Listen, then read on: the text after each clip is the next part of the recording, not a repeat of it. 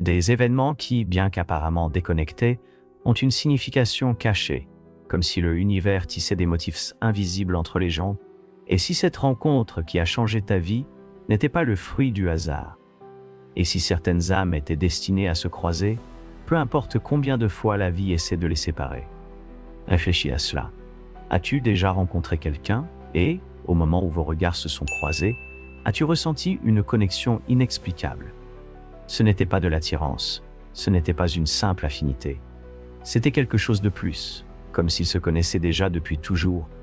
Peut-être que cette personne est restée dans ta vie, ou peut-être qu'elle a disparu aussi vite qu'elle est arrivée, mais une chose est certaine, ce n'était pas une rencontre ordinaire. Pourquoi certaines personnes, même avec le temps qui passe, continuent de hanter nos pensées, apparaissant dans nos rêves, comme si leur énergie n'avait jamais quitté? N'est-ce que de la nostalgie, ou existe-t-il un lien au-delà du physique? Les connexions entre les âmes destinées ne sont pas régies par la logique humaine. Elles n'obéissent ni au temps ni à la distance. On ne peut pas les forcer ni les rompre complètement. Et quand elles se produisent, elles peuvent tout transformer. Mais comment savoir si une rencontre est un signe du destin ou juste une illusion passagère? Pourquoi certaines âmes sont-elles liées au-delà d'une simple relation? Et surtout, qu'est-ce qui empêche ces connexions de se manifester au bon moment? Avant de continuer, si tu sens que ce sujet résonne en toi, aime cette vidéo et abonne-toi à la chaîne. Maintenant, plongeons dans ce mystère que la science n'arrive pas encore à expliquer complètement, mais que de nombreuses âmes ont déjà vécu. Imagine un moment que le temps n'est pas une ligne droite, mais un cercle, que tout ce que nous avons vécu, tout ce que nous avons ressenti, s'est déjà produit auparavant, et que certaines âmes se rencontrent encore et encore à travers différentes époques, différentes vies, différentes réalités. As-tu déjà regardé quelqu'un dans les yeux et senti que ce n'était pas la première fois? Ce sentiment de familiarité instantanée, de reconnaissance profonde, comme si leurs âmes se connaissaient déjà. Bien que leurs corps viennent à peine de se croiser, ce n'est pas un simple déjà-vu ni un caprice du subconscient. C'est une empreinte énergétique, un vestige d'une connexion qui transcende cette existence. Carl Jung croyait que l'inconscient collectif connecte tous les esprits humains à un niveau profond. Nous ne sommes pas des êtres isolés. Nous sommes entrelacés dans un tissu invisible, guidés par des symboles et des motifs qui nous mènent exactement là où nous devons être.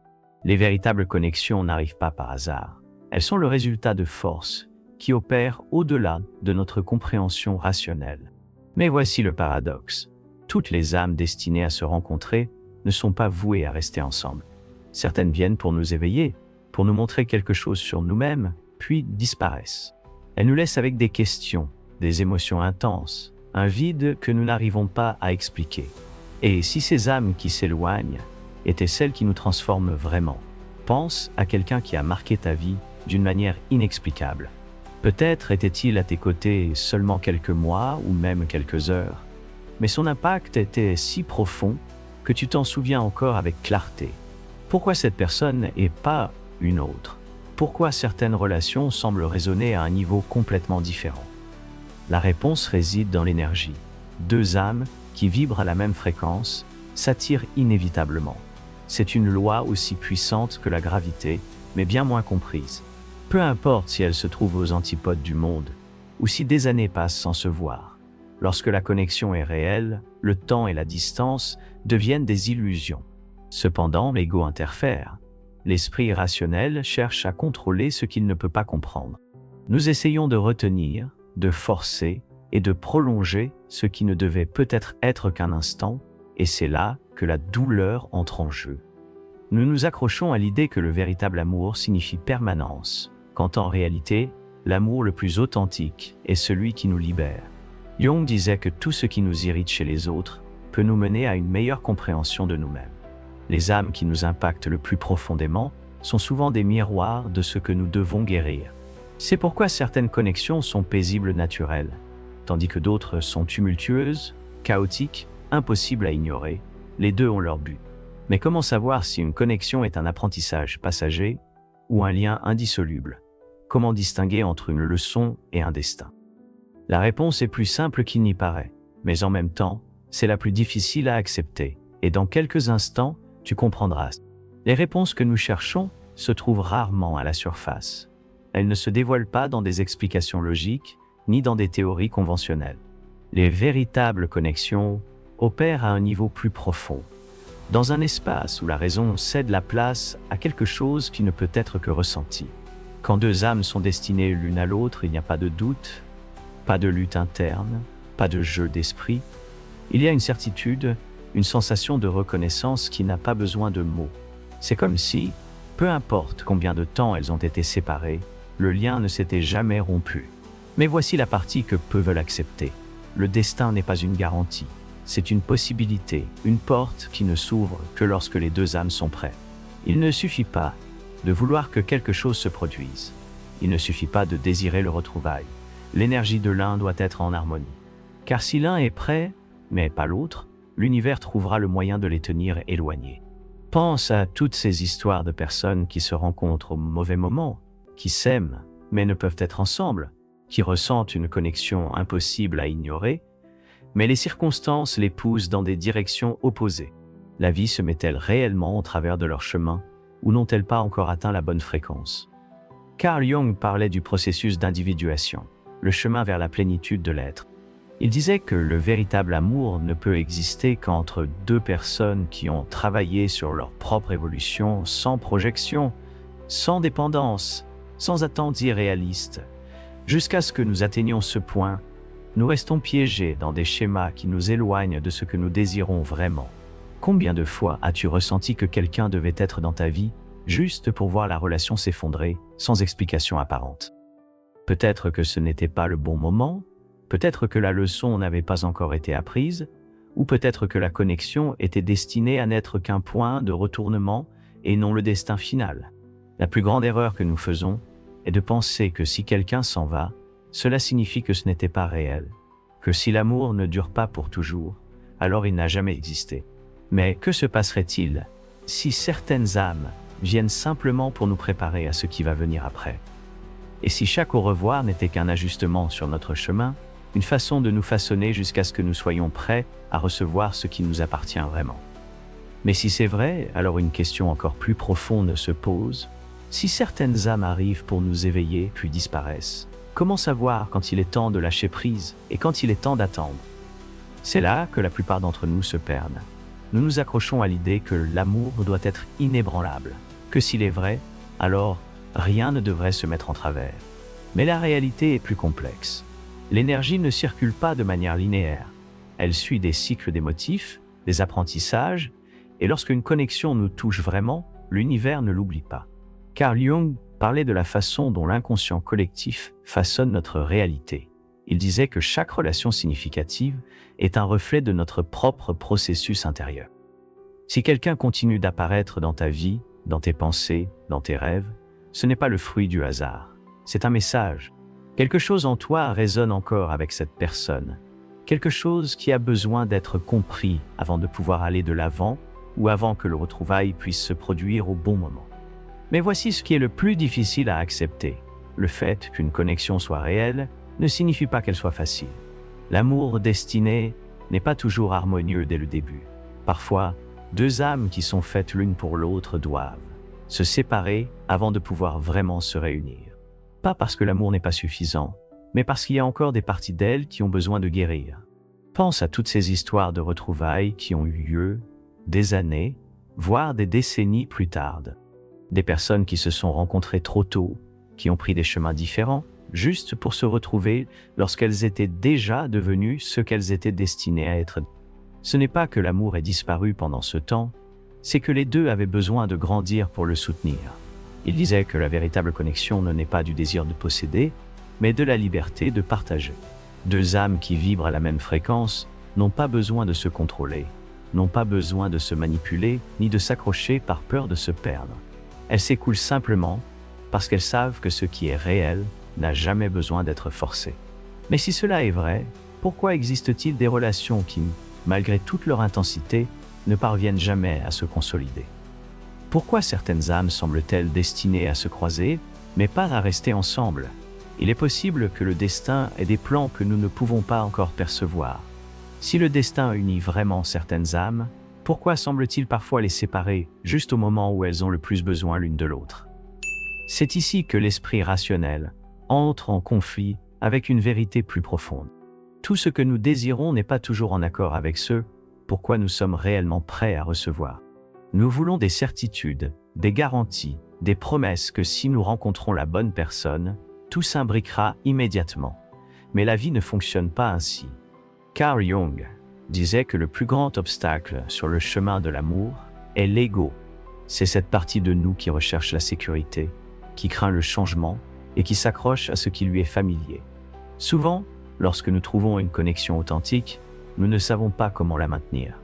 Nous essayons d'adapter la relation à nos propres attentes, et lorsque les choses ne se passent pas comme nous le souhaitons, nous l'appelons un échec. Mais que se passerait-il si le véritable amour n'était pas quelque chose que l'on force, mais quelque chose que l'on harmonise? Deux âmes peuvent être destinées à se rencontrer, mais si elles n'ont pas atteint la même fréquence, la relation devient un choc constant. Ce n'est pas que l'amour n'existe pas, c'est qu'il y a encore des couches de l'esprit et du cœur qui doivent être désarmées avant que la connexion puisse s'épanouir dans sa forme la plus pure. Pense à toutes les fois où tu as eu l'impression qu'une relation devait fonctionner, que tout indiquait que c'était le destin, mais que quelque chose ne collait tout simplement pas, comme si quelque chose d'invisible empêchait sa consolidation. Était-ce une barrière externe, ou était-ce le reflet de quelque chose de plus profond en chacun de nous? Jung parlait du principe d'individuation, ce besoin de nous connaître nous-mêmes avant de pouvoir nous partager véritablement avec quelqu'un d'autre. Beaucoup de connexions échouent parce que nous cherchons chez l'autre ce que nous n'avons pas encore trouvé en nous-mêmes. Nous voulons qu'il nous complète, alors qu'en réalité, le véritable amour n'est pas celui qui comble des vides, mais celui qui unit deux êtres qui se sont déjà trouvés eux-mêmes. Alors, la question n'est pas de savoir si le destin unit certaines âmes, mais si les deux sont prêtes à accueillir pleinement cette rencontre. Cependant, si cela est vrai, alors une préoccupation encore plus profonde émerge. Comment savoir si une séparation n'est que temporaire ou si c'est vraiment la fin? Si deux âmes sont destinées à se rencontrer, mais que la vie les sépare, comment savoir si ce n'est qu'une pause sur le chemin ou la conclusion définitive de leur histoire? C'est ici que l'esprit est envahi de doutes. Nous nous accrochons à des signes, à des souvenirs, à des coïncidences qui semblent indiquer qu'il reste encore quelque chose en suspens. Une chanson qui passe au moment exact, un rêve où cette personne apparaît comme par magie, une sensation inexplicable que quelque part dans le monde, un lien continue d'exister que le temps n'a pas pu briser. Mais est-ce là une manifestation du destin ou simplement l'esprit s'accrochant à ce qu'il ne veut pas lâcher? Carl Jung parlait du pouvoir de l'inconscient collectif, un espace où les esprits des personnes partageant un lien restent connectés. Même sans contact physique, il disait que les liens émotionnels ne disparaissent pas. Ils changent juste de forme. Lorsqu'une connexion est suffisamment forte, elle peut se manifester de manière inattendue. C'est pourquoi certaines personnes ne disparaissent jamais complètement. Elles restent présentes dans de petits détails, dans des pensées fugaces, dans des moments d'introspection où leur énergie semble toucher la nôtre, même lorsque leurs vies ont pris d'autres chemins. Cependant, il y a quelque chose que beaucoup de gens ignorent. Le destin ne repose pas sur l'attente passive. Ce n'est pas une histoire déjà écrite, mais un champ de possibilités en constante évolution. Il ne suffit pas de se demander si une personne reviendra. La véritable question est: avons-nous évolué suffisamment pour que cette réunion puisse avoir lieu dans sa version la plus élevée? La plus grande erreur que nous commettons est de vivre dans l'illusion que quelqu'un d'autre détient la clé de notre bonheur. Nous pensons qu'en l'absence de cette personne, notre histoire reste incomplète. Mais Jung avertissait que le véritable amour ne peut exister qu'entre deux êtres qui ont atteint la plénitude en eux-mêmes. Si nous continuons de désirer par manque, la connexion ne pourra jamais s'épanouir pleinement. C'est pourquoi certaines âmes ont besoin de se séparer, non pas parce qu'elles ne s'aiment pas, mais parce qu'elles ne sont pas encore prêtes à soutenir la grandeur de ce que cette union représente. L'univers ne commet pas d'erreur. Si le chemin de deux personnes se croise au mauvais moment, la vie trouvera un moyen de les éloigner, jusqu'à ce que chacun soit prêt à accueillir cette connexion, sans peur, sans résistance, sans ombre du passé interférant avec leur lumière. Mais ici se pose la question que personne ne veut affronter. Si le destin réunit vraiment certaines âmes, pourquoi y a-t-il des connexions qui semblent marquées par la souffrance au lieu de l'harmonie? Est-il possible que certaines relations censées être destinées soient en réalité des épreuves déguisées en amour? Si le destin réunit vraiment certaines âmes, pourquoi certaines connexions apportent-elles plus de douleur que de bonheur? Pourquoi y a-t-il des relations qui, au lieu de nous remplir de paix, semblent nous défier jusqu'à la limite? C'est ici que beaucoup de gens se trompent. Ils croient que le véritable amour est toujours facile, que, lorsque deux âmes sont destinées, tout doit couler sans obstacle. Mais la réalité est beaucoup plus complexe. Carl Jung disait que ce qui nous dérange le plus, chez les autres, est un reflet de ce que nous n'avons pas encore résolu en nous-mêmes. C'est pourquoi certaines connexions éveillent non seulement de l'amour, mais aussi de la résistance, de la peur et une lutte intérieure. Certaines âmes entrent dans notre vie, non pour y rester, mais pour nous bouleverser en profondeur, pour nous montrer ce que nous ne voulons pas encore voir, pour nous enseigner des leçons que nous n'apprendrions jamais autrement. Ce sont les relations qui laissent une empreinte, celles qui nous transforment, et souvent, ce sont celles qui font le plus mal. Mais voici la vérité que peu de gens veulent accepter. La douleur n'est pas toujours un signe qu'une connexion est erronée. Parfois c'est un test, un processus de purification, avant que deux âmes puissent se rencontrer dans leur version la plus authentique. Toutes les connexions destinées ne commencent pas en harmonie. Certaines détruisent d'abord tout ce qui n'est pas réel, avant de pouvoir se manifester dans sa forme la plus pure. Pense à toutes les histoires d'âmes sœurs qui ont traversé des séparations, des distances, même de douloureuses ruptures, juste pour se retrouver des années plus tard, lorsque les deux ont changé. Ce n'est pas qu'ils ne s'aimaient pas auparavant, c'est qu'ils n'étaient pas encore prêts à soutenir ce que leur connexion signifiait. Mais c'est ici que beaucoup de gens se perdent. Ils s'accrochent à la douleur, comme si c'était la preuve qu'ils devaient continuer à insister. Ils confondent intensité et destin, et finissent piégés dans des relations qui ne les élèvent pas, mais les consument. Jung disait que le véritable amour ne lie pas, mais libère. Qu'une connexion authentique ne repose pas sur le besoin, mais sur l'expansion de la conscience.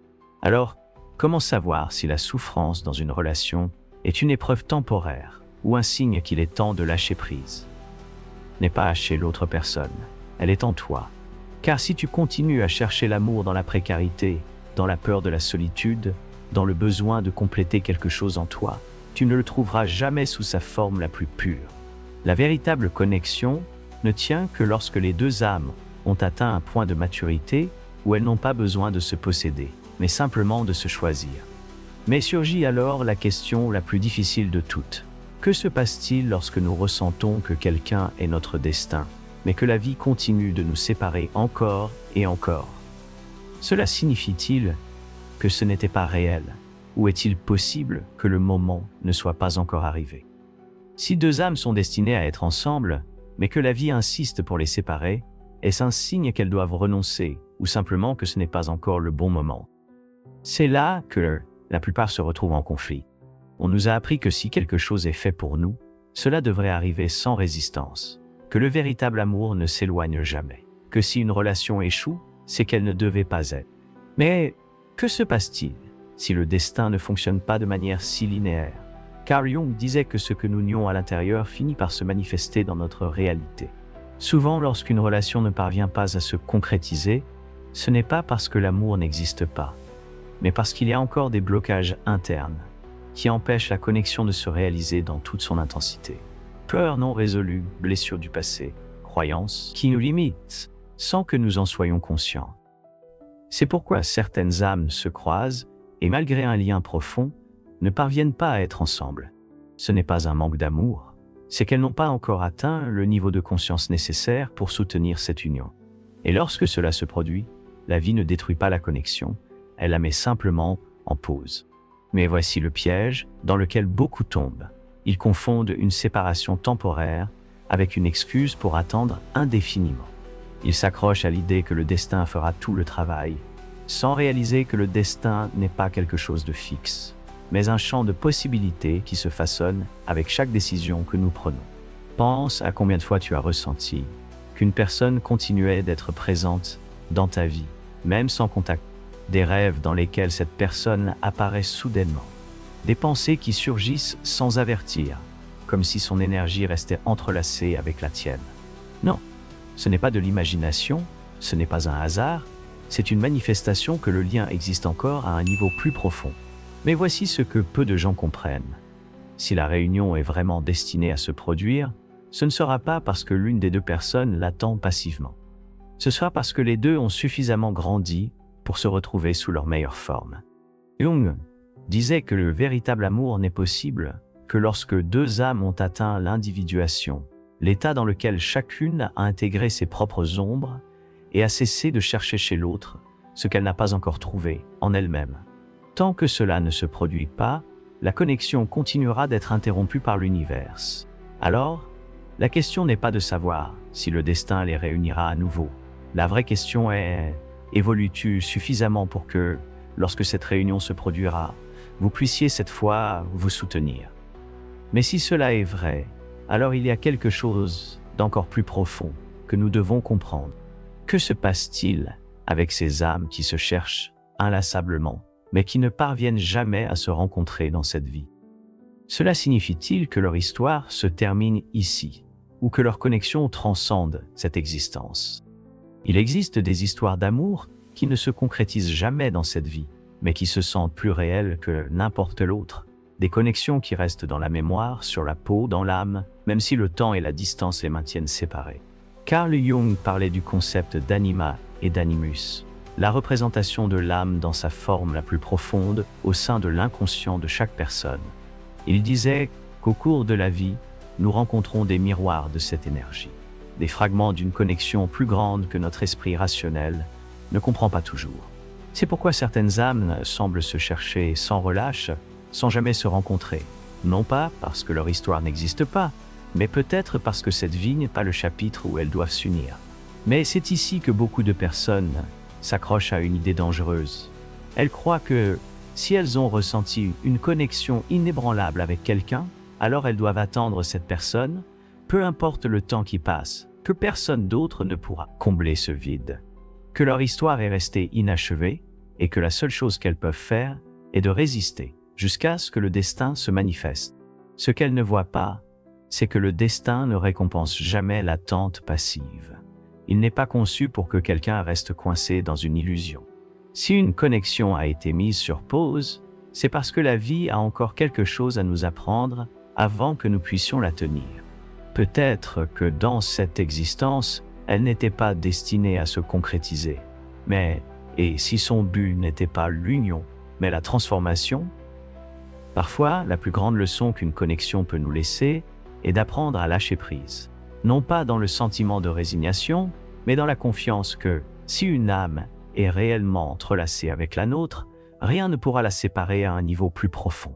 Et si cette vie n'est pas la scène où cette histoire doit s'épanouir, alors l'énergie de ce lien trouvera une autre manière de se manifester.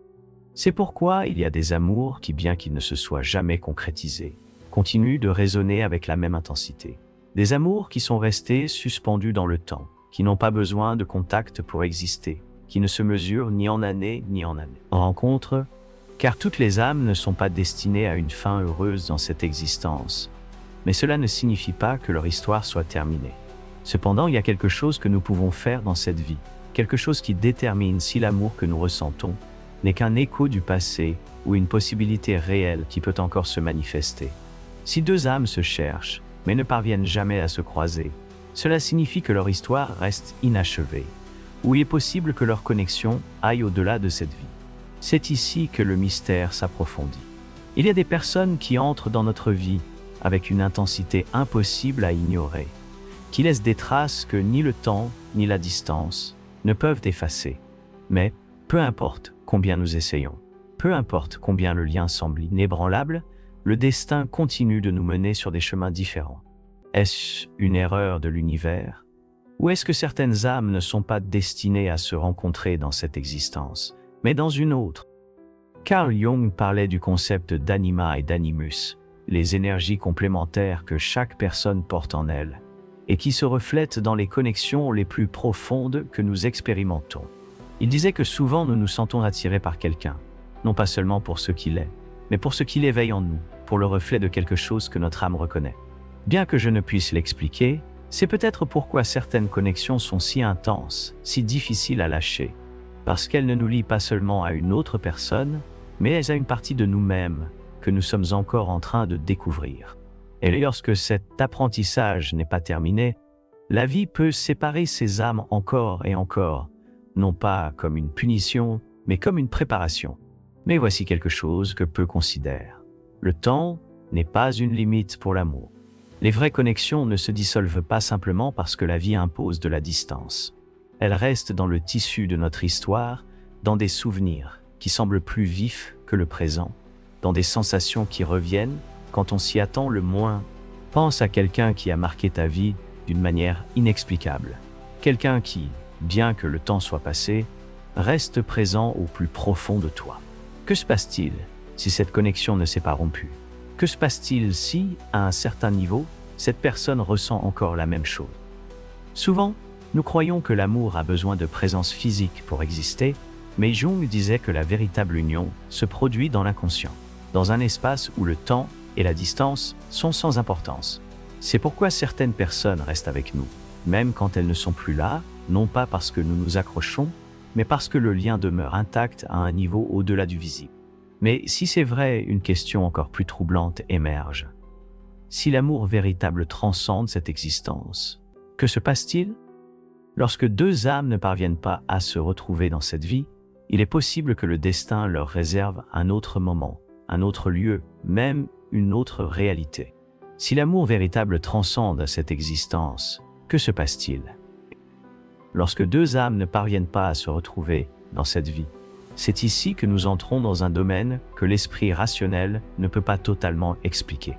Il existe des récits de personnes qui ont ressenti des connexions inexplicables avec quelqu'un qu'elles viennent juste de rencontrer, comme si ce n'était pas une nouvelle rencontre, mais un retrouvaille.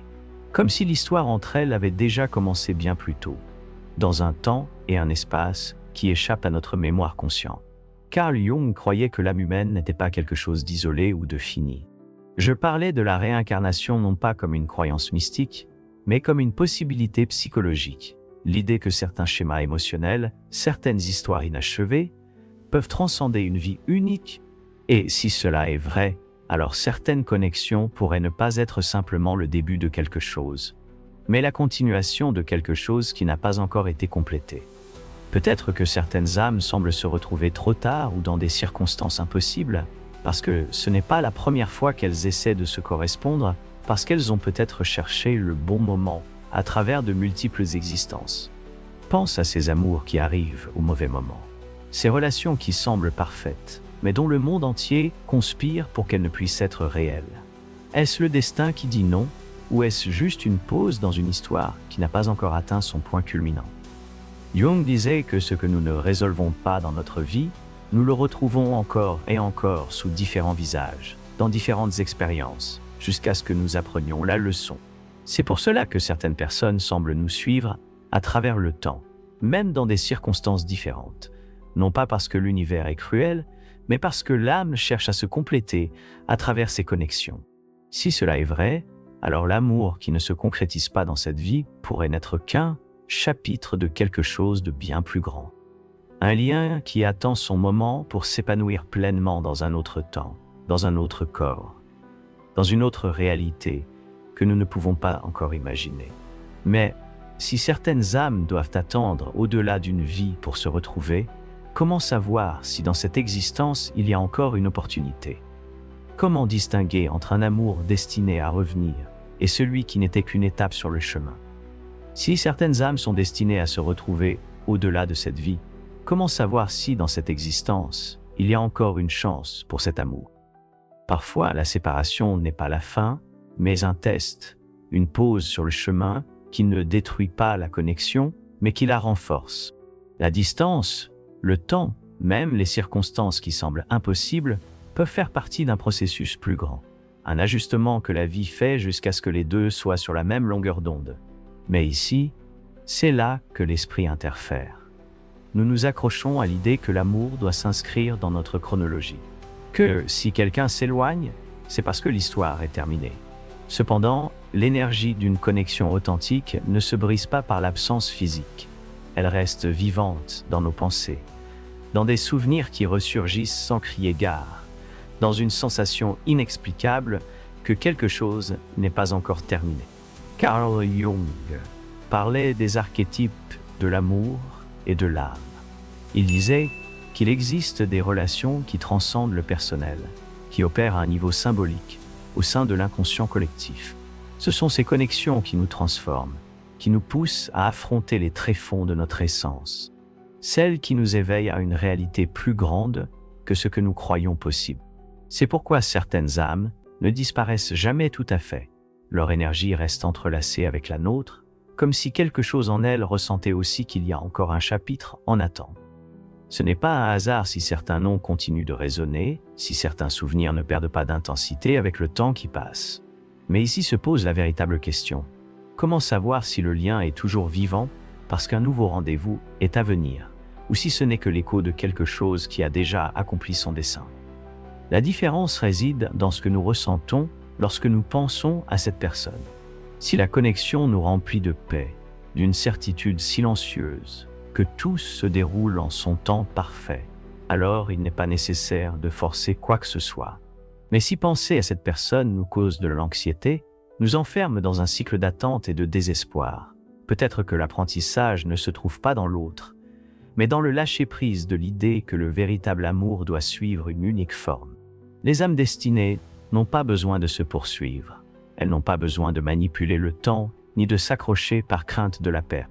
Si leur rencontre est encore inscrite dans le destin, la vie les rapprochera au moment exact, sans qu'il soit nécessaire de forcer. Et quand cela se produira, lorsque les deux seront prêtes, la connexion n'aura pas à lutter contre quoi que ce soit, elle sera simplement comme si, peu importe le temps écoulé, elles ne s'étaient jamais séparées. Mais si c'est le cas, alors il y a un mystère encore plus profond à découvrir. Si le destin trouve toujours un moyen, comment savoir quand il faut attendre et quand il faut avancer? Savoir quand attendre et quand avancer est le dilemme qui trouble le plus ceux qui ont ressenti une connexion profonde. Il s'agit de faire confiance au temps, aux signaux que l'univers envoie, ou d'accepter que, même si le lien est réel, l'histoire a déjà accompli son dessein. La réponse ne se trouve pas à l'extérieur, mais dans ce que cette connexion éveille en chacun de nous.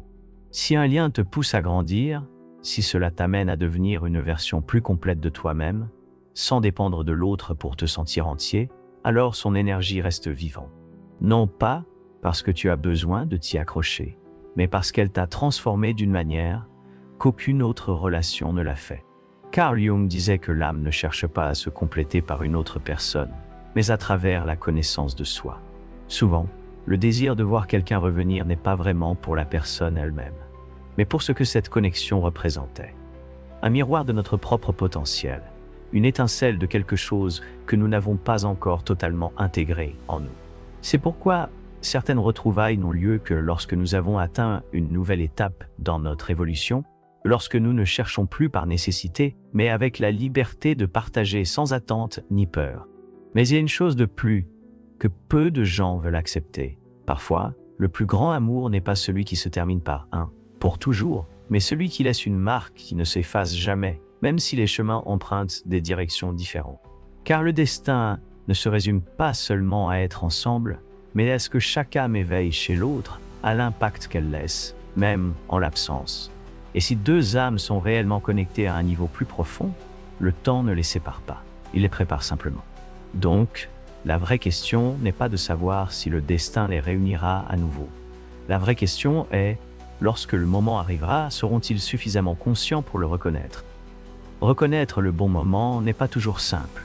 Parfois, le destin nous remet face à une personne, et au lieu de sentir la certitude, nous sommes envahis par le doute. Cette opportunité est-elle réelle, ou n'est-ce qu'une répétition de ce que nous avons déjà vécu? C'est là que la croissance personnelle devient essentielle. Une connexion authentique ne se construit pas sur le désir de revivre le passé, mais sur la capacité de créer quelque chose de nouveau à partir d'un état de conscience supérieur. Si la retrouvaille a lieu, mais que les mêmes peurs et schémas sont toujours présents, alors le résultat ne sera pas différent. Carl Jung parlait de l'ombre, cette partie de nous qui cache nos insécurités et nos blessures non résolues. Il disait que nous projetons souvent sur les autres ce que nous n'avons pas travaillé en nous-mêmes. C'est pourquoi certaines relations échouent à plusieurs reprises, non pas parce que la connexion n'est pas réelle, mais parce que nous continuons à la percevoir à travers le filtre de nos propres limitations. C'est pourquoi le destin ne consiste pas seulement à se retrouver sur le même chemin. Il s'agit d'être à un endroit où chacun peut maintenir la connexion sans refaire les mêmes erreurs. Cela ne se produit que lorsque chacun a fait son propre travail intérieur, mais voici un détail important. Toutes les connexions ne sont pas conçues pour durer dans cette vie. Certaines arrivent comme un élan de transformation, comme un rappel de ce que nous sommes capables de ressentir, de ce qui est possible en amour. Leur but n'est pas de rester, mais d'éveiller quelque chose en nous qui autrement resterait endormi. Donc, la vraie question n'est pas de savoir si quelqu'un reviendra, mais si, lorsque l'amour frappera à notre porte à nouveau, nous serons prêts à l'accueillir, sans peur, sans attente, sans le poids du passé qui obscurcit la possibilité du présent. Parce que parfois, l'âme que nous attendions est celle que nous rencontrons lorsque nous apprenons enfin à vivre sans avoir besoin d'attendre. Apprendre à vivre sans attendre ne signifie pas résignation, ni oublier. Cela signifie faire confiance. Cela signifie comprendre que le véritable amour n'a pas besoin d'être forcé, ni poursuivi, ni retenu. Cela signifie accepter que certaines connexions nous transforment pour toujours, même lorsque leurs chemins divergeront du nôtre. Carl Jung disait que ce à quoi nous résistons persiste. Plus nous nous accrochons à une idée de l'amour basée sur la peur de perdre, plus nous bloquons son libre expression. Parce que l'amour, dans sa forme la plus pure, n'est ni contrôle ni dépendance. C'est expansion. C'est permettre à deux âmes de se rencontrer dans leur moment le plus élevé, sans que la peur de la perte interfère avec la profondeur du lien. C'est pourquoi le véritable signe qu'une connexion est destinée à s'épanouir n'est pas l'intensité avec laquelle elle est ressentie, mais la paix qu'elle génère. Un amour aligné avec le destin ne se vit pas dans une lutte constante. Il ne nécessite pas de sacrifices qui nous éloignent de notre essence. Il ne nous laisse pas dans un état d'attente perpétuelle. Il nous pousse, nous équilibre. Il nous fait sentir que peu importe ce qui se passe, le lien existe au-delà des circonstances. C'est pourquoi certaines âmes peuvent passer des années séparées. Et quand elles se retrouvent, elles ont l'impression que rien n'a changé parce que la connexion n'a jamais disparu. Il attendit simplement le moment opportun pour se manifester de manière plus pleine et consciente. Mais il est également vrai que certaines histoires ne sont pas faites pour être répétées. Parfois, ce que nous avons le plus de mal à accepter, c'est que le véritable destin d'une connexion n'est pas la retrouvaille, mais bien l'apprentissage qu'elle nous a laissé, non pas comme quelque chose qui nous lie au passé, mais comme une graine qui nous permet d'aimer mieux à l'avenir. Et c'est là que réside l'épreuve la plus difficile. Savoir quand ouvrir les portes au retour d'un amour et quand laisser ce dernier poursuivre son chemin avec gratitude, sans crainte, sans la nécessité que le destin le ramène, car, en fin de compte, le véritable destin de chaque âme n'est pas de trouver une autre âme, mais de se trouver soi-même. Se trouver soi-même ne signifie pas renoncer à l'amour, mais comprendre l'amour dans son expression la plus élevée. Il ne s'agit pas d'avoir besoin de quelqu'un pour se sentir complet, mais de partager le chemin avec une autre âme qui reflète la croissance et l'évolution que chacun a atteinte par lui-même. Carl Jung disait que ce que nous aimons chez les autres est ce que nous reconnaissons en nous, et ce qui nous fait mal dans une connexion perdue n'est pas toujours la personne elle-même, mais la version de nous-mêmes que nous étions à ses côtés. C'est pourquoi certains amours laissent des empreintes si profondes, parce qu'ils nous ont fait voir de quoi nous étions capables de ressentir, ce que nous pourrions devenir. Mais voici le dilemme. Quand l'amour a-t-il été réel? Quand il a réveillé quelque chose que nulle autre connexion n'a réussi à toucher? Comment avancer sans sentir qu'on a perdu quelque chose d'irremplaçable? La réponse ne se trouve pas dans les départs ou dans les remplacements, mais dans l'intégration, dans la compréhension qu'aucune expérience authentique ne se perd. Car chaque expérience nous façonne, nous transforme, et nous laisse quelque chose que nous portons en nous, même lorsque l'autre personne n'est plus là. C'est pourquoi, lorsque nous nous demandons si une connexion va revenir, ce que nous demandons vraiment, c'est s'il y a encore quelque chose à apprendre d'elle, s'il reste encore des parties de nous qui résonnent avec cet amour, ou si nous sommes arrivés à un point où ce qui est le plus précieux, ce n'est pas le retour de l'autre personne, mais la croissance que cela nous a permis d'atteindre. Parce que certaines âmes se retrouvent encore et encore au cours de la vie, d'autres dans une autre existence, et d'autres simplement nous touchent, nous transforment et poursuivent leur chemin. nous laissant avec la certitude que même si elles n'ont pas demeuré, leur présence a fait partie de notre destin. Et peut-être que c'est là le plus important. Comprendre que le véritable amour ne se mesure ni au temps, ni à la permanence, ni à la fin heureuse. Il se mesure à l'impact qu'il laisse, à la façon dont il nous change, à la capacité de s'en souvenir avec gratitude plutôt qu'avec souffrance. Parce que lorsque une connexion est réelle, elle n'a pas besoin d'exister dans le présent pour continuer à vivre au plus profond de l'âme. Quand une connexion est authentique, elle ne disparaît pas avec la distance ni avec le passage des années. Elle demeure non pas comme un fardeau, mais comme un chuchotement dans l'âme, comme une mélodie que l'on n'oublie jamais. Ce n'est pas une encre qui nous garde emprisonnés dans le passé, mais un écho de ce que nous étions et de ce que cette relation a fait naître en nous. Carl Jung disait que l'amour est un pont vers les profondeurs de l'inconscient. À travers les relations, nous découvrons des parties de nous-mêmes qui autrement resteraient cachées. C'est pourquoi certaines personnes entrent dans notre vie et nous touchent au plus profond, comme si leur présence brisait un voile et nous obligeait à nous voir plus clairement. Peut-être est-ce pour cela qu'il existe des connexions qui, même lorsqu'elles se terminent, continuent de vibrer dans un coin de notre existence, parce qu'elles ne nous reliaient pas seulement à l'autre personne, mais à une version de nous-mêmes que nous n'étions pas avant de les connaître. Et lorsque ce type d'amour touche notre vie, nous ne sommes jamais les mêmes, mais cela ne signifie pas que nous devons vivre en attendant son retour. Cela ne veut pas dire que le véritable amour n'existe que s'il est éternel. Cela signifie que nous devons honorer ce qui a été, l'intégrer dans notre histoire et permettre qu'il nous transforme sans nous accrocher à ce qui aurait pu être. Parce que le destin n'unit pas seulement les âmes sur le plan physique, il les entrelace aussi dans la mémoire, dans les apprentissages, dans l'évolution que chacune atteint à partir de cette rencontre. Et quand nous comprenons cela, nous cessons de vivre dans la nostalgie et nous commençons à vivre dans la gratitude. Gratitude d'avoir ressenti, d'avoir appris, d'avoir expérimenté une connexion qui, bien qu'elle n'ait pas duré, a été réelle à son moment. Parce qu'au final, l'amour ne concerne pas seulement qui reste à nos côtés, mais qui nous a aidés à devenir la personne que nous sommes aujourd'hui. L'amour ne se manifeste pas toujours de la manière dont nous l'espérons. Parfois cela arrive pour rester, d'autres fois pour nous transformer, et dans certains cas, pour nous montrer une vérité que nous ne pouvons comprendre que lorsque nous regardons en arrière, avec la perspective que le temps nous offre. Les connexions qui comptent vraiment ne se perdent jamais. Elles peuvent changer de forme, se transformer en souvenirs, en apprentissage, en cicatrices, qui nous enseignent la valeur de ce que nous avons vécu. Mais quand un lien est authentique, son énergie demeure, d'une manière ou d'une autre, au plus profond de nous. Carl Jung nous a appris que chaque relation significative est un reflet de notre propre croissance. Nous ne sommes pas ici pour trouver quelqu'un qui nous complète, mais pour partager notre vie avec ces âmes qui vibrent sur la même fréquence que notre évolution. Et quand nous sommes prêts, quand nous avons appris ce que nous devons apprendre, le destin trouve toujours le moyen de mettre sur notre chemin les bonnes personnes, au bon moment. Si cette histoire a résonné en vous, si vous avez déjà ressenti l'impact d'une connexion inexplicable, alors vous savez que l'amour ne se mesure pas par sa durée, mais par l'empreinte qu'il laisse dans notre existence. Merci d'être arrivé jusqu'ici, d'avoir pris le temps de réfléchir à ces sujets qui, d'une manière ou d'une autre, nous touchent tous.